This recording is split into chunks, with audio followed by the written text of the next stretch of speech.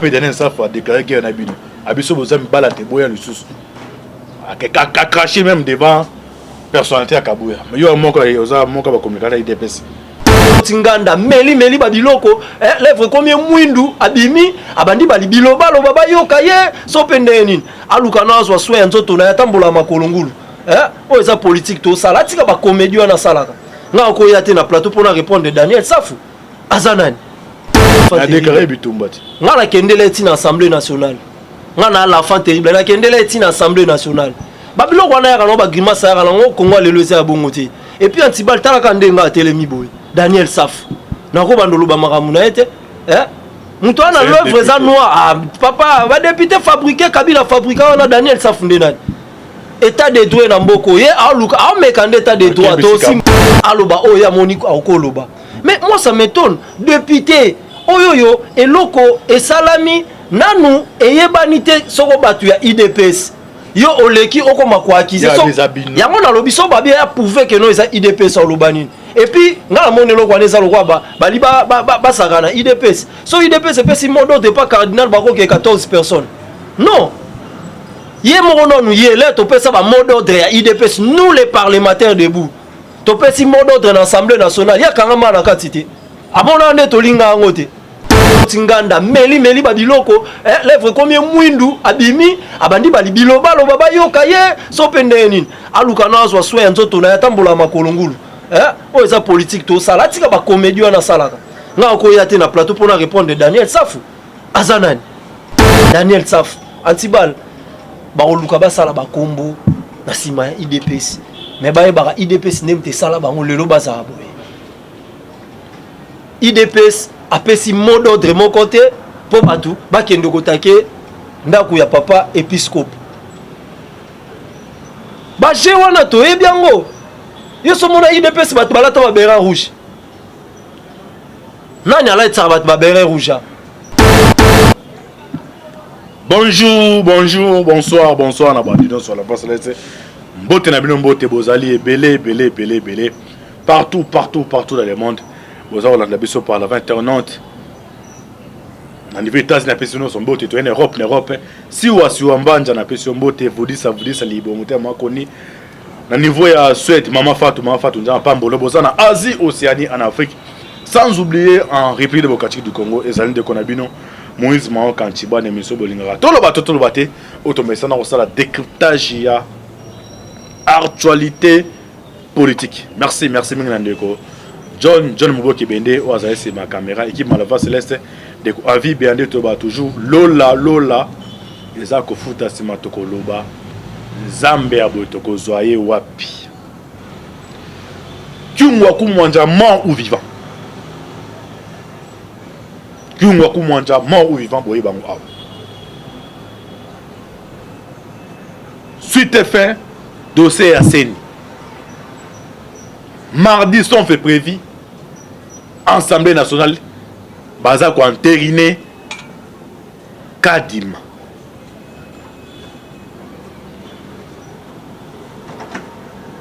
Cinco à sanctionner le mouvement citoyen. Au Tiba les 15, les 18, ils ont après première arrosée à l'autre. Nous n'avons que non. Et le Congo, mouvement citoyen liboso. Qu'est-ce qui va se passer? Paysage au calendrier 2020, mon point numéro 5, le matin. Tshisekedi a perçu hors de l'Assemblée nationale. Batia freinage dans le dossier congolais. Et ça lui pression à Katumbi, beza stratégie politique. Et ça va dessous des cartes auto énumérées. Mais Antiba la zaye mon côté. Troisième épisode a pointé bino ya dossier à Rwanda. Bon mon on va retourner Antibal. Troisième épisode est ali. Bon nous toujours dans carte à la face céleste. Les autres ça nani, so ça même langage en beaucoup bende. Tout ça na l'enfant terrible. Ou ça fait un bail.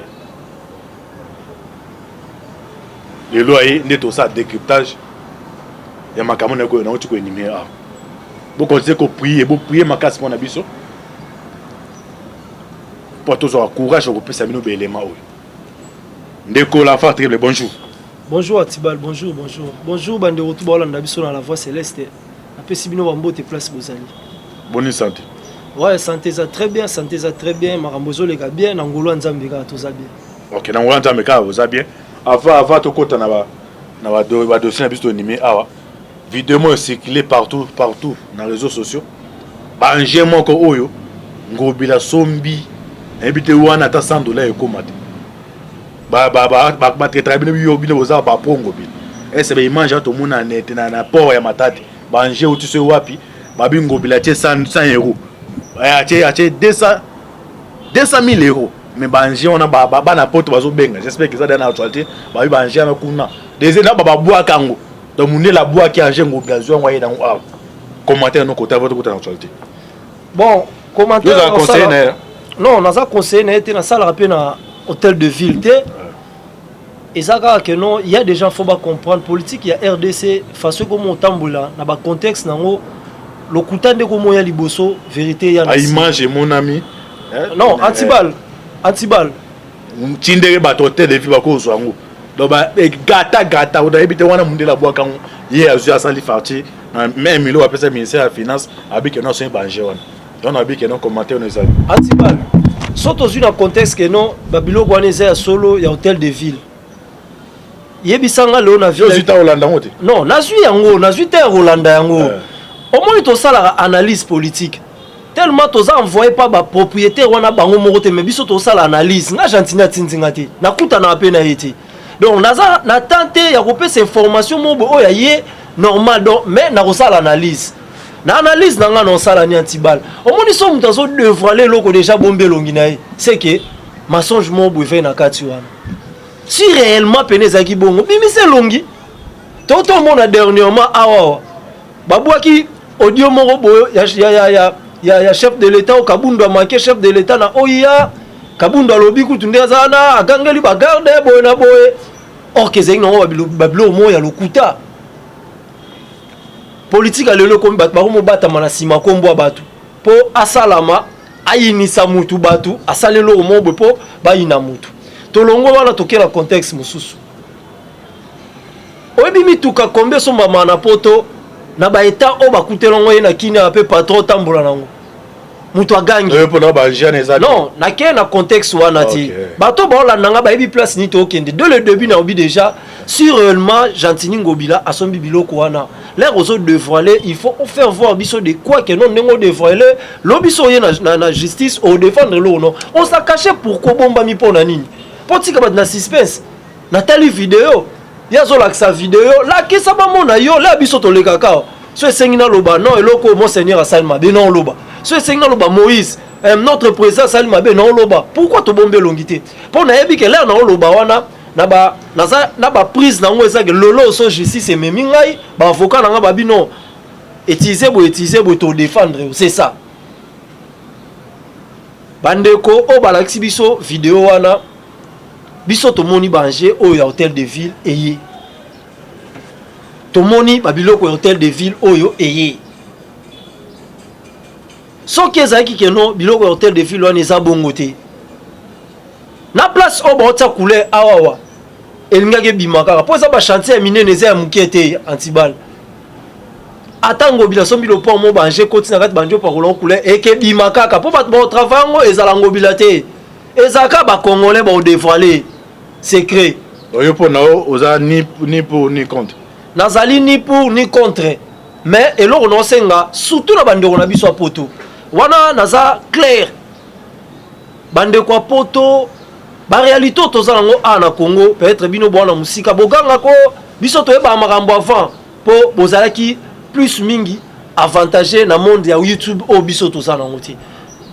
Biso to sala ba émission, vous pouvez imaginer muta sala émission YouTube awa ye mona nkuta tala émission na été. Amsuku ta sala émission ba rappeler na ndeko na moko peut-être azaka na France, ana landa ki yo boy wana yo amonika bongo. Yango sala ke no bomona makambu eleka na Congo po batsa ngo na YouTube bomoni avant allez bozongise lisusu biso awa. Mais pona ba anje wana makambu eze belé bo comprendre ngo sima. OK, merci. Que non touche bando simbisa mokonza mboka ba bar poto ba komisiko kita na bato o ba osala na sima ya mokonzi ya mboka mais bon comprendre ngo sima merci to leki yango déjà élément ils a des compétences en ngobila donc ngobila pena yo na yebi so osine photo fati OK on pas marabout hein ba zoé kutu mieux vota zoé ke ngobila mieux vota zoé na gestion hein mieux vota wana engagé mieux vota zoé ke ngobila to continue na dossier oza on tu ko numéro awa retopédage ça mais pas fati abike no va finir dossier congolité et ça pression bangi pression ya Katumbi be de toni yemo abengi pena mboso tiana se non eza pression te mokonzi mboka sala déclaration ebisa bino que non pour na loi wana total en sima mais ça tout non mais pas bien antibal oyoyo mokonzi mboka lobi biso to sala analyse des personnes au supérieur na kabila c'est que non kabila za partenaire mais raison qui kawe c'est là kabo te bine fati ba congolais ba ko mesana doze logo na ye abimisa ngo boete mais mingi miso mo déjà base ya IDPS ba so logo na suka ya masuka na suka beti kuka mais kasi on toye biso eza politique ya pression Katumbi non eza pression te eza politique tala so tobi pour la pression antibal il faut qu'on se le dise hein Katumbi a la force te ko le Kabila le Kabila comme le quoi balo ba bimisi mu pepe ba politicien mo batala nanu Kabila peno bando benga China rambo talande Kabila Félix a fini Katumba le c'est ya ngo tolobi ya ngo te Katumba le lisa Kabila te biso kota masolo ngo bato ba ba ngo te IDPS akota masolo wana sanction ne pesa mana ya diplomatie na diplomatie sanction ba mende ba shadari na jouer diplomatie sanction ba mende na ba shadari pesa ma eza niveau communauté internationale ah bon ah oui Katumbi te Katumbi ande eza politique na niveau communauté internationale yo ko sanctionner mendo ko sanctionner ba sanctionner bango na ba raison oyo eza que non batali bazo boma ba candidat awa po ba luka bango ba vanda ba vanda masolo na bango ali biso pe ko histoire faux ya troisième fois penalty mutabanda eza ya zara Kabila mais abi troisième fois penalty ko kena pour ce baniti Kabila troisième fois penalty wana lobaka wana déjà cop ezaka entré na papier tienne yo bosenu ba déclaration musumen dans sa papier tienne habite botika e l'homme na ala na lia ginai entourage ya Kabila so monto kitango facile c'est parce que même Félix Tshisekedi à l'époque l'air azara national la salle déclaration lobi soki Kabila okatsa lokola ye akotaka na IDPS ausaka na ide biso pende tozana to considérer tina chambre à coucher na ye donc politique eza bongo ba François Beyo bavanda pembe na Kabila bazaka da ba pion de ndeza betisiko eloko ya congolais fata zaki ni de près ni de loin soki mokonzi ya mboka eloko arbitre total yango sima c'est que ça non en considération et puis mokonzi ya mboka kenda na voix moko te to na ba 4 votes OK na total oso boete to beti boso boete to beti boza bongo ya ba carte notre président non a boy makambo Congo te tabe total yango sima c'est que eza non en considération et ça va être des salama et puis il faut yeba que non ezara bitumba mo ya communauté internationale les européens candidats là ba bati eza Moïse États-Unis déjà petit Félix deuxième mandat maintenant na part ya Moïse Katumbi na ba faux politiciens nyonso mike ba vandi ba Martin Fayulu ba muzitu objectif na bango esa nini wana le tokota mwambwa seni o comprendre siko place nini ba sango ba olukela bango nini na obeta ngo o comprendre siko elo ni ba sango ba olukela bango mais antibal politique au Tshisekedi de sala bat ba comprendre ngo sima mais ezala trop tard bien on va eza pour avantage ya peuple congolais non ya ba voleur wana mi binyo stwana ya Congo bat ba comprendre ngo sima antibal OK bat ba comprendre ngo sima dossier ya Saint-Élie Ndonge na yambaka l'autre faut wangana kiza ba mita IDPS après dernier ça faut déclarer guerre na bino abiso bozami bala te boya lisusu a craché même devant personnalité à Kabouya mais yo monka oza monka ba communiquer IDPS réaction ezani réaction on a d'abord il y a le bosso ezali boté man au parlement début la boté les marans na bisako ba ki 6 minutes de ba ezana na bazana niveau ya papa ba vanti à sala ana force te ngana la fin déclarer bitumbati ngana kendele tina assemblée nationale ngana la fin terrible na kendele tina assemblée nationale babilo wana ya kana ba grimace ya kana ngo Congo le lese ya bongote et puis antibal talaka ndenga telemi boy Daniel Saf na ko bandolo ba makamu na ete muto ana l'œuvre za noir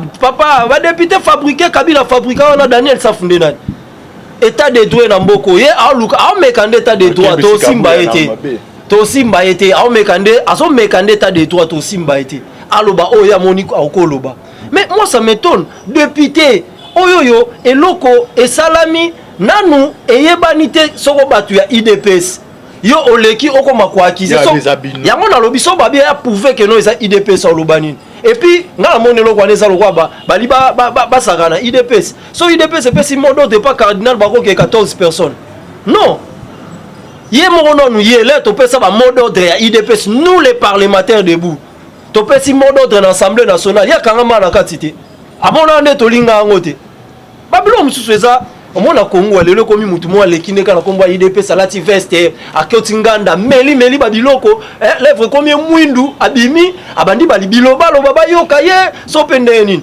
aluka na azwa soya nzoto na yatambola makolongulu o eza politique to sala tika ba comédie na salaka nga ko yate na plateau pour répondre Daniel Safu azanani un bon tonton un bon monsieur pena boye au telemi Daniel Safu antibal ba oluka ba sala ba kombo na sima ya IDPS mais ba yeba IDPS nemte sala bango lelo bazala boye IDPS apesi mot d'ordre mon côté pour batu ba kendo kotake ndaku ya papa épiscope ba je wana to ebiango yo so mona IDPS batu balata ba bera rouge nani ala etsa batu ba bera rouge pour ça ta pas à à côté loke ne moi mke sala makaka o ba ko identifier yo so esa bato ya IDPS ba photo ebimi IDPS to yebani ba yebi ke oh l'enfant terrible oh intel ba so ba photo wana ba capture on ba ke ba porter plainte. OK, merci to Kotsko Likambo moi comme na biso dossier asini conseil pe na opesa na papa épiscope soki ba biloko nyonso ezo ya parce que Yé mutu azo lukango pourquoi Antibal tolobite mutu nyonso azala pona mokonzi ya mboka mais ba autorité tout ya Congo son éminence azana droit ya ozana sima ya peuple congolais koluka intérêt ya peuple congolais soko tozongi na analyse politique et loko déclaration papa épiscope salaki aoke koloba bongo jamais. Yo ozo la kabatu alternance na 2023 tandis que constitution na biso pesi 5 ans renouvelable au cause du deuxième mandat. Pardon Chole. Yo ozo la kabatu alternance cela veut dire quoi? Élection dans le salamité ozo la kabatu alternance. Et là on est là qui que non muto yo bino bozela akobima. Donc ozo kota batu ba idée mabe déjà. Basala déclaration politique te basala ba déclaration na bango etali makambo liloba nzambe balakisa batu Yesu mokonzi pe mobikisi. OK, merci balakisa batu Yesu pe mobikisi. Alors toko des thèmes de ça seni tisiko toza un point mort avance mais ça le matin requis ça le matin to suka ko boni micro pesa ko na kuna pe baka les mêmes politiciens batie ba date victoire Fati a dépassé 2023. Dossier à seni makanso zani Fati a dépassé 2023 te eza politique oyoyo ezo betama na munoko ya baimbo ka bayi politicien mais bayi politicien na balingi sur élection te nga siko na elio ba révélation na démonter de quoi balingi élection te là to yebise bino ke no biso toza prêt OK maponomi Augustin Kabuya bandi rédimnisation ko kende bango ba olala bayeba kité sur le plan politique Antibal tozaka la communauté internationale na biso awa na kati candidat ya ba occidentaux eza Moïse Katumbi candidat ya ba occidentaux eza Moïse Katumbi baboyi ko continuer na Martin Fayulu ba comprendre que non ba sortie médiatique na bando sala osimbisa bango touche trop donc sur le plan de déclaration azapena ya rokembate. Donc la déclaration non se bet à côté. Dans un diapason à Chichi. Un diapason mon boy donc yepena donc radical qui est là ça sorte du peuple. Te diapason à Chichi. On comprend le contexte dans lobby. Au monde il y a radical même devant les sociétés. Te yes quoi ça radicalité. Martin Fayulu a radicalité. Bon continue. Martin Fayulu a radicalité ba déclaration politique na ye. Au monde le rosa déclaration politique. Ba fandara na ba avocat ba conseiller collège na yo. Mutu a otala marambo etali juridique azali conseiller politique azali oui azala bango mais il aura bimisana azala pas équipe Antibal toke makambo nyonso tokende omoni lelo na Congo so ba mon Dieu mon roi yoso bakeno ba bemba wana ba katumbi bazana gêné ba yo ndé bana mikie c'est langage mais OK bozana kati ensemble na ba siko na politique ezani te na politique ezani non continue na big non continue to solo là là on une question wana il faut battre ba yo ka réponse so omoni Kabuya abeti lo moya ba genre wana place bazali boke na batu c'est que déjà mabe kota ki bato na ba bandeda mabe eza façon tal sa bango boke bato za na puissance bomeki bokende eza rabongo eza ocha huile na moto te yango pena nda bakisa e pétrole pena na moto etomboka bilo maramba Moïse bosa na ensemble te marambo to boyeli Kabila yango ba yena indaki awa na Kabila bango ba ko pesa babeki bapesa ki babeki na volonté Antibal bapesa babeki na volonté ni mokonza mboka koma tina ni pardon s'il vous plaît moi c'est mbale indi dans lobi boye moi c'est non Tshisekedi azaki na ba mécanisme na nyonso ko c'est la Kabila mais oyo ya voix eza que non avant na ba bozanga ba na politique boke na ngwa ya era difficulté système à Lyon njete ko soso mninga tombol pa edo Antibal obiti siko bat ba comprendre lo ni na nazo koma na suka te po ba comprendre lo ni na oloba ok na tiko koma na suka kasi makambo etali mokonzi ya seni d'abord na couloir ya communauté internationale bapesi Félix deuxième mandat comme bapesi deuxième mandat Moïse Katumbi ba opposant nyonso to Congo ba yo comprendre que non soki tobi to ke na maponami na ba action au Félix au Canada tatina décembre awa et PC majorité donc so Félix a bien majorité automatiquement ba coalition belé ekufa au travailler moko so Thomson ne kitara te continue non et ça prompté bo comprendre ngo rasima comme Thomson kitira na parlement debout boko mesana so kitara na parlement boko mesana moi ko gérer mboka za passe gérer mboka za ko loba loba ya ngona tiko na pesa numéro na nga na suka ngai so za prelobi na mema au place batie réserve ya biloko oyo yo place bazo na dépôt ya chambre commerce et bote po bo sala ba shop na mema au lobby okende ko somba sac ya semu la 17 000 francs ah ça que ça semu non na soso kasi on non solo na oti na bani nous non semu ba po biloko oyo ça biso mo non to exploiter semu osomba bido ya mafuta mbila na 5 000 francs so za na dépoté eza na ba congolais non po esalama il faut franchement père Facha vous allez na mbongo ebele na ye nazo ebate soko oza na posa franchement vous allez na mbongo ebele na aso ba karton ba so ça dit ka baise mobile so ça qui ti akabi kabongo il mange que les menakati mini bouré on mais yosa journaliste il faut qu'on sa banquette qui est le ministère de l'agriculture continue na ko bungsa makanisi ko wato ya de ça c'est ko continue na chigo skolo ba senko ba comprendre que non soki Tshisekedi toke na maponami soka bimi na majorité ba Moïse Katumbi wana banani wana na classe ya Congo abu pia maintenant guerre ezali guerre mondiale na guerre mondiale ba France na ba Belge baza ba ambition toujours na Congo ndenge Tshisekedi azo toucher code minéral na biso bango pena balingi te ko travailler na Tshisekedi babi vomi kutu ba mesana batika 5 eleka kaka do batia Tshisekedi ba na 2023 Tshisekedi akoya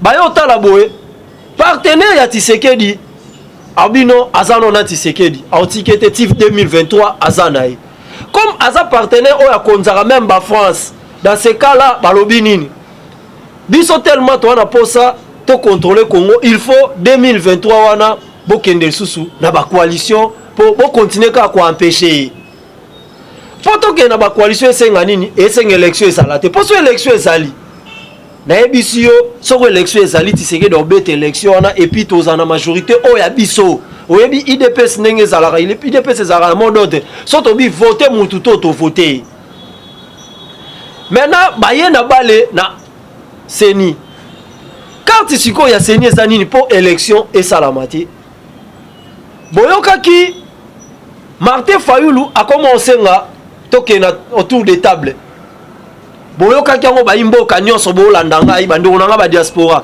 Martin Fayulu ndo senga déjà dialogue tokena dialogue objectif il y a dialogue ganezanine et ça partage ba poste tu sais que de repère sa condition bon ça va quand bobito ko vendre la table vu Covid-19 peut sali élection exate boya to vanda allez quand toi bi premier ministre Martin Fayulu Zibo Kinga na Zibo to continue 2023 ba continue sous ba jamba kok na bango ba biloko ba blocage ba continue ngo su ya makasi po ba zabulunde ba no libanda ba komo luka siko ba kota po siko eloko wana esimba ezosenga élection esalamati yango moni senko azana posa maponamité biso IDPS toza na détermination na 2018 solo bakango bien machine ou sans machine to ke une élection so bomoni kadima mabe boza posa tisekeda a abima alongwa ba convoquer population ba biloko nyonso bolo ba tisekeda o sale loko te bo sanction nyonso na papier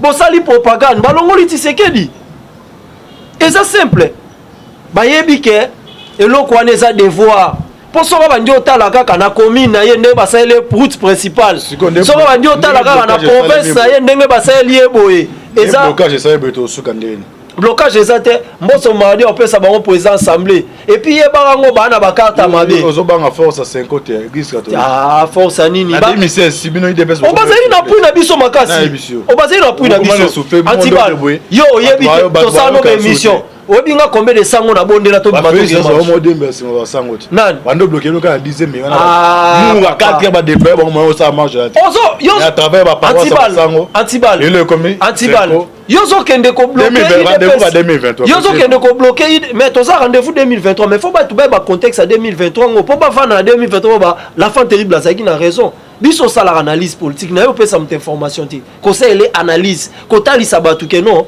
c'est quoi na posa mapona misala mate bana posa balukela bakilia na bango glissement ba Moïse bavanda na mesa ndenge za na tsana se loi congolais sengelongwa to sola to za na no vanda no souci na bango yango wana Tshisekedi pour la bango politique à Mobutu premier mandat au respecté deuxième mandat to bandio kena bango ka ndenge partenaire a omemela biso eza politique biso souci na biso muto za na tête la République démocratique du Congo abongisa mboka o peuple a se retrouver et non batu moko boyo baza ba nationalité douteuse baya ba commencer kana biso bandeko bota biso bana poto wana bana posa pe que non lelo ba la fin terrible ba ko mabia ou lieu que bazo aka ba charge na biso non et antibal donc ndenge za wana pas de glissement biso moto baki élection ezati mais na contexte ya banjeu politique ndeto moni tokene élection pour te faire voir bango ndenge papete na lobaki IDPS au pouvoir yene mta organiser ba voie élection ba omona ngo donc cette fois-ci tokene élection batika biso ko luka ba manœuvre on a pendant kena glissement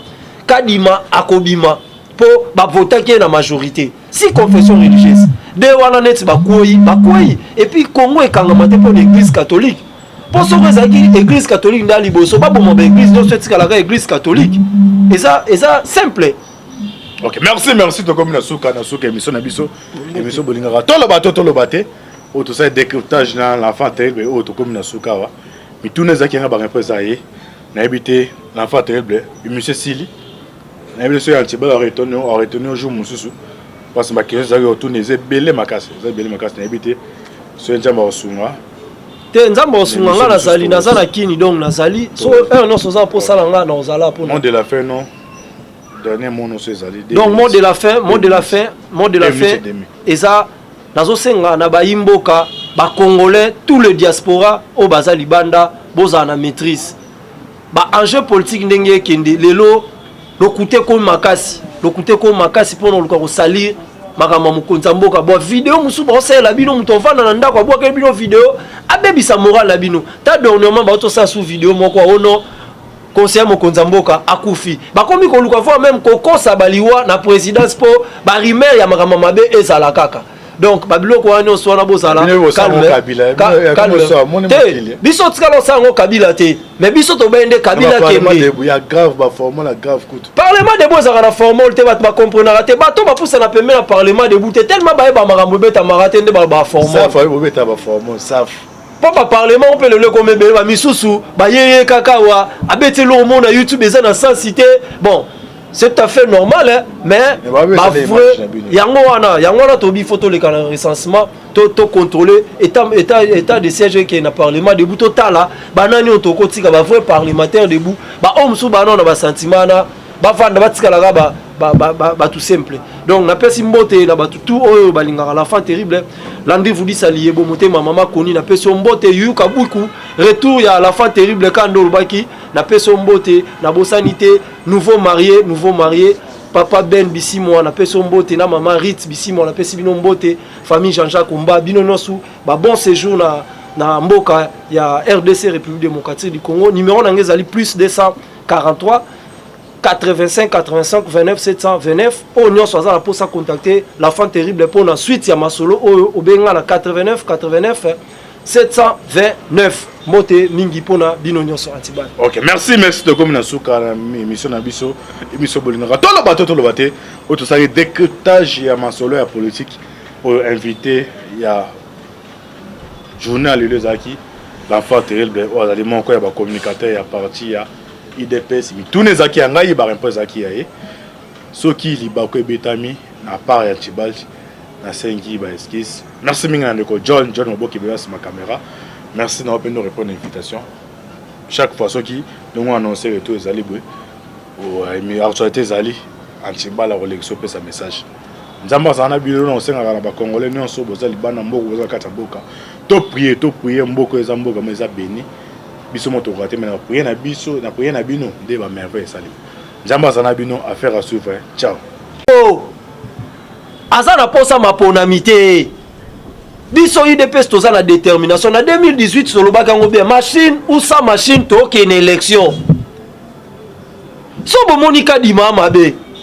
Boza posa tisekeda a abima alongwa. Ba convoquer population.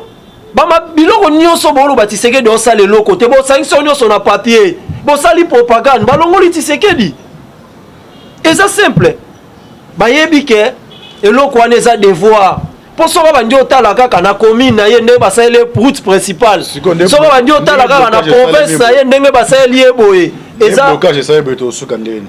Blocage ezate mboso madi on peut ça ba président assemblée et puis yebango ba na ba carte mabe. Ozo banga force 50 église catholique. Ah force nini ba 2016 sibino IDPS. On bazali na pui na biso makasi. On bazali na pui na biso. Antibal. Yo yebi to ça no émission. Obinga combien de sango na bonde la to ba sango. Nan bando bloquer no ka 10e mais wana mu 4 ba débat ba mo ça marche là. Ozo yo à travers ba paroisse sango. Antibal. Et le commis Antibal. Yo zo kende ko bloquer rendez-vous 2023. Yo zo kende ko bloquer mais to ça rendez-vous 2023 mais faut pas tout ba contexte à 2023 ngo pour pas vendre en 2023 ba la fin terrible la qui na raison. Biso ça la analyse politique na yo pesa mte information ti. Ko ça elle analyse ko tali sabatu ke non c'est quoi na posa mapona mais ça la maté. Bana posa ba lukela ba kilia na bango glissement ba Moïse ba vanda na mesa ndengeza na tsana se loi congolais sengelongwa to sola to za na no vanda no souci la bango yango wana Tshisekedi pour la bango politique à Mobutu premier mandat au respecter deuxième mandat to banjo kena bango ka ndenge partenaire a omeme la biso eza politique biso souci na biso muto za na tête la République démocratique du Congo abongisa mboka o peuple à se retrouver et non batu moko boyo baza ba nationalité douteuse baya ba commencer kana biso bandeko bota biso bana poto wana bana posa pe que non lelo ba la fin terrible ba ko mabia ou lieu que bazo aka ba charge na biso non et Antibal donc ndenge zawana pas de glissement biso moto baki élection ezati mais na contexte ya banjeu politique ndeto moni tokene élection pour te faire voir bango ndenge papete na lobaki IDPS au pouvoir yene mta organiser ba voir élection ba omonango donc cette fois-ci tokene élection batika biso ko luka ba manœuvre on a pendant qu'il na glissement kadima akobima pour ba voter qui na majorité si confession religieuse de wana net ba koyi et puis Congo e kangamate pour l'église catholique. Pour ce que l'église catholique dans l'Iboso, pas pour mon église, non, c'est la église catholique. Et ça simple. Ok, merci de comme la émission Nabiso, émission Bolingara. Tout le bateau, tout ça décryptage dans l'enfant terrible, autre comme la Soukawa. Mais tous les acquérants ont représenté, n'a habité l'enfant terrible, monsieur Sili. N'a habité sur Antibal, a retenu au jour Moussou. Parce que ma question, c'est retourné, c'est belé ma casse, n'a habité sur un jambe au Souma. Nzambo sunganga nazali nazana kini donc nazali so non soza pour salanga na ozala pour nom de la fin non dernier mot non ezali donc mot de la fin eza nazosenga na bayimboka ba congolais tout le diaspora au baza libanda boza na maîtrise ba enjeu politique ndenge kende lelo lokute ko makasi pour nous ko salir makama mukonza mboka bo vidéo musu ba osela bino muto vanda na ndako bo ke bino vidéo abebisa moral la bino ta dernièrement ba to sa sous vidéo moko ono conseiller mokonza mboka akufi bakomi ko luka voir même kokosa baliwa na présidence po ba rimer ya makama mabe ezala kaka donc babiloko wana oswana bozala biso tikala osango kabila te mais biso tobende kabila kembe ya grave ba formal grave kutu parlement de bozaka na formal te bato bakomprendaka te bato bapusa na pembe na parlement de boute tellement bayeba makambo beta marate nde ba formal ça fa bobeta ba formal saf po ba parlement on peut le comme ebele ba misusu ba yeye kaka wa abetelo au monde na YouTube eza na sensité bon c'est tout à fait normal hein, mais yango wana tobi photo le canal recensement to contrôler état de siège qui na parlement debout total banani otoko tika ba vrai parlementaire debout ba homme sous banana ba sentiment na ba vanda ba tika la ba tout simple donc na pesi mbote na ba tout oyo balingaka la fin terrible Landry vous dit ça lié bo motema mama koni na pesi mbote yuka buku retour ya la fin terrible quand ndolbaki na peso mbote na bosanité nouveau marié papa Ben Bisimo na peso mbote na maman Rit Bisimo na pesi bino mbote famille Jean-Jacques Omba bino nosu ba bon séjour na mboka ya RDC République démocratique du Congo numéro nangezali plus 243 85 85 29 729 au nyonso soit za pour ça contacter la fin terrible pour la suite ya masolo au benga na 89 729 moté mingi pona bino nyonso antibal. OK, merci de comme na suka na émission na biso bolinga to lo baté au tout ça décryptage ya masolo ya politique pour inviter ya journal le zaki l'enfant terrible au azali moko ya ba communicateur ya parti ya IDPS mi tous les zaki ngai ba impose zaki ya soki liba ko betami na part ya Tibal na sengi ba esquisse. Merci mingi na ndeko John Moboki bela sur ma caméra. Merci d'avoir pu nous répondre à l'invitation. Chaque fois soki nous annoncer retour ezali bwe o mi actualité ezali antibala relation pe sa message. Nzamba zana bilo na senga na ba congolais nyonso bozali bana mboko bozali kata mboka. To prier mboko eza mboka mais eza béni. Biso moto raté mais na prier na biso na prier na bino nde ba merveille ezali. Nzamba zana bino affaire à suivre. Ciao.